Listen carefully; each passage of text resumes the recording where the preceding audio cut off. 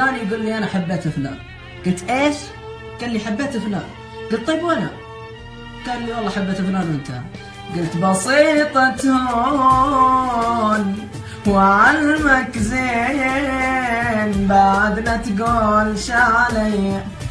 قال وش بتسوي يعني؟ قلت له طيب تشوف. المهم اني كبلت بينهم وافترقنا كلنا.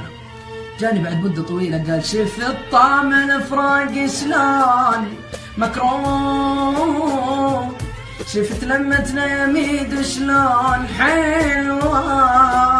قال لي ليش سويت زي كذا؟ قلت إذا شافت عيون اثنين عشاق عضيدي وصيحاني شجاني. قال وش تحس فيه؟ قلت له ما حد يحس بالجرح إلا لما ينجرح، مدري مغشوش